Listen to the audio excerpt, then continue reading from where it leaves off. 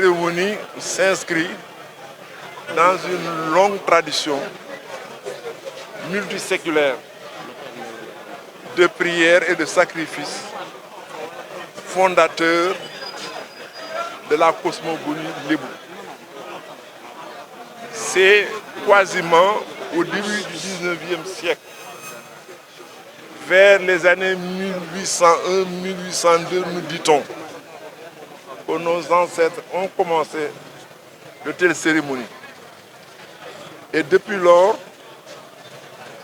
le grand imam de Dakar est chargé de suivre à la lettre la répétition de cet événement. Et vous venez de voir aujourd'hui, 13 juillet 2025, une cérémonie sous l'égide du grand imam de Dakar. Donc nous sommes fiers, avec tous les dignitaires ici, de reprendre le relais et d'organiser avec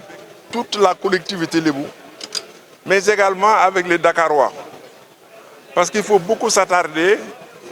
sur la dénomination de cette cérémonie. À l'origine, nos ancêtres l'ont appelé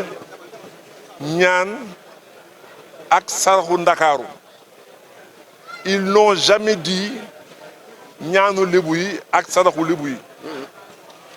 Ça s'est toujours dit Ñaanu Ndakaaru ak Saraxu Ndakaaru. Donc ce sont des cérémonies qui concernent Dakar, et le Dakar de l'époque était le concentré de tout le Sénégal. Et aujourd'hui, en répétant la même chose, nous avons formulé des prières en ce 13 juillet. Et comme l'a précisé l'imam, demain 14 juillet, c'est la partie mystique et kabbalistique hors de l'opinion publique. Et ce sont les dépositaires, particulièrement les Soumbar, sont chargés demain à l'aube de prolonger le cérémonial et le rituel des prières et sacrifices. Et comme nous avons dit ici, vous l'avez bien vu, la particularité de ce qui s'est passé à l'intérieur de la mosquée, c'est qu'il y a eu 12 groupes et chaque groupe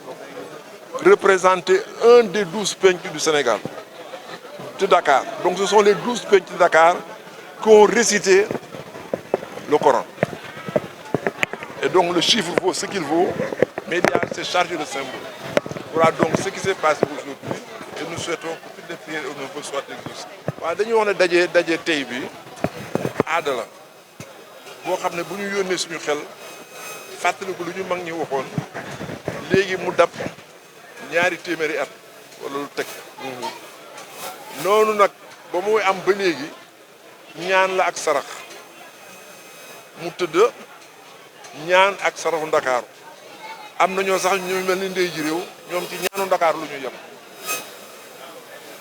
te gis ngeen ci ginnaaw buy fii rek lay amee duñ ko ñaane feneen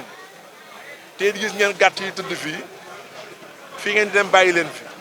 kon xam ngeen ne du pour ñun loolu mooy eggali ëllëg suba ak sumbaar yi ak waxtu wañ ko war a defee ak fañ ko war a defee ak ñu koy def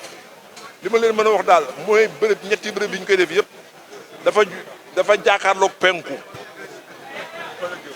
ñetti bërëb yi ñuy defee loolu penku la jàkkaarloog ki nga xam nag moo ko yenu doon na ci maam yi mooy imam ratibu Dakar mooy jàpp bis mooy wax ni ñuy daje fii li ci maam yi daan yéene nag lenn la ñu ko daan taxawoo lenn la te loolu yëpp dañ ko topp benn ak benn moo tax ñu am yaakaar ne ni ko maam yi daan defee ba yàlla di ko nangu ñu ngi ñaan yàlla nangu ko ren.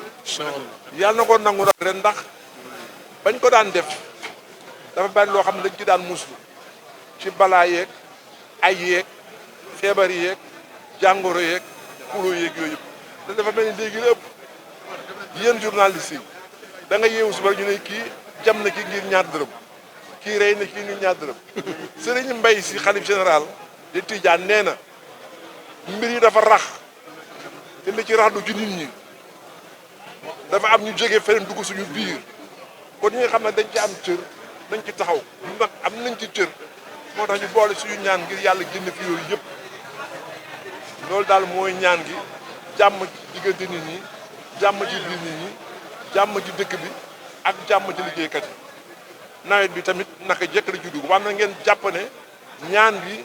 benn yoon par at la beneen ñaan boo leen ci dugg beneen feetu ñaan la mais bokkul ak bi jërëjëf